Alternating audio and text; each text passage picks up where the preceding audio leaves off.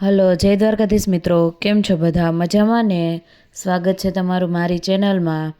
આજે બનાવવાના છે રોટલાના વઘારિયા. જ્યારે રોટલો ક્યારેય વધ્યો હોય અને તેને જો આપણે નાખી ના દેવો હોય અને તેનો યુઝ કરવો હોય તો રોટલા વઘારિયા એક બેસ્ટ ઓપ્શન છે. અને કાઠિયાવાડમાં અને સૌરાષ્ટ્રમાં તો આપણે હોટલોમાં પણ રોટલા વઘારિયા મળે છે. તો ચાલો આજે જોઈ લઈએ કે રોટલા વઘારિયા કેવી રીતે બને છે. વિડીયોમાં છેલ્લે સુધી બન્યા રહેજો અને રેસીપી ગમે તો લાઈક અને શેર કરવાનું ના ભૂલતા. સૌથી પહેલાં આપણે આ જે વધેલો રોટલો છે એ લઈ લીધો છે અને તેને આ રીતે હાથની મદદથી આપણે ભૂકો જેવું કરી લેશું. જો તમારે હાથેથી ના કરવો હોય તો તમે મિક્સરમાં પણ કરી શકો છો. અને સાવ ભૂકો ન થાય તો પણ કાંઈ વાંધો નહીં. આ રીતે થોડા નાના નાના ટુકડામાં આપણે તેને કરી લેશું. આ રીતે આપણે બધા રોટલાના ટુકડા કરી લઈશું. ત્યાર પછી આપણે લીલી ડુંગળી સુધારીને લઈ લીધી છે. જો તમારી પાસે લીલી ડુંગળી ના હોય તો તમે સૂકી ડુંગળી પણ લઈ શકો. અને ત્યાર પછી આપણે એક ટમેટું સુધારીને લઈ લીધું છે. હવે આપણે કડાઈમાં તેલ ગરમ કરવા મૂકી દીધું છે. તેલ ગરમ થાય એટલે સૌથી પહેલાં આપણે તેમાં રાઈ નાખી દઈશું. રાઈ ફૂટી જાય એટલે ત્યાર પછી આપણે જીરું નાખી દઈશું.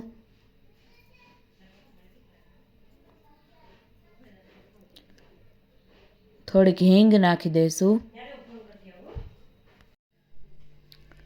પછી થોડીક આપણે તેલમાં હળદર નાખી દઈશું. તેલમાં હળદર નાખવાથી સ્વાદ ખૂબ સરસ આવે છે. અને હવે આપણે થોડી લસણની પેસ્ટ નાખી દઈશું. લસણ તેલમાં એકદમ તતડી જાય ત્યાર પછી આપણે લીલી ડુંગળી નાખી દઈશું. લીલી ડુંગળીને આપણે થોડીવાર માટે ચડવા દઈશું.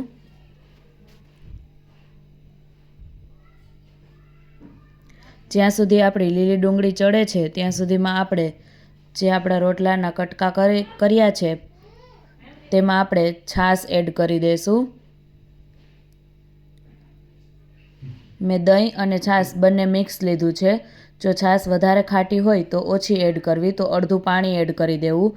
અને જો મીડિયમ હોય તો પછી આપણા જ્યાં સુધી રોટલા ડૂબે ત્યાં સુધી આપણે એટલી છાશ એડ કરી દઈશું.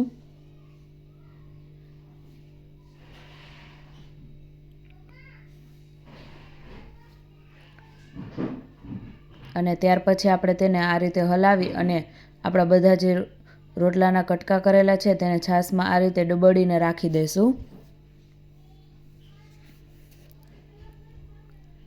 હવે આપણી ડુંગળી એકદમ સરસ રીતે ચડી ગઈ છે તો આપણે તેમાં ટમેટાં એડ કરી દઈશું.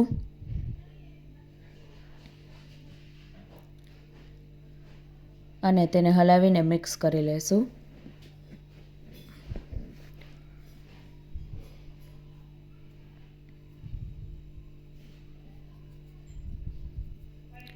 હવે એકદમ સરસ રીતે બધું ચડી ગયું છે તો આપણે તેમાં લાલ મરચું પાવડર એડ કરી દઈશું.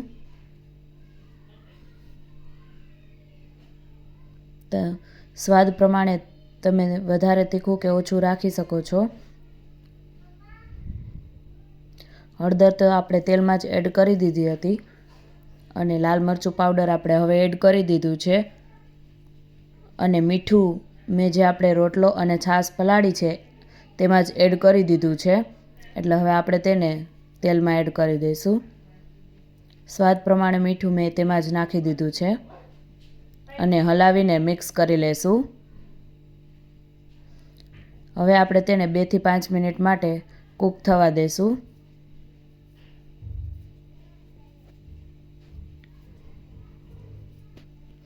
જો તમે અગાઉ રોટલાના કટકા કરીને ન રાખતા હોય તો તમે અત્યારે છાશ વઘારી અને તેમાં પણ રોટલો નાખી તો તેના કટકા થઈ જશે અને એકદમ તે પાકી જશે. તો આ સમયે તમારે આખો રોટલો તેમાં નાખી દેવો અને ચમચાની કે મદદથી તેના કટકા કરી લેવા. એમ પણ રોટલાના કટકા સરસ થઈ જશે અને ચડી જશે. હવે આપણે તેમાં ધાણા જીરું પાવડર એડ કરી દઈશું.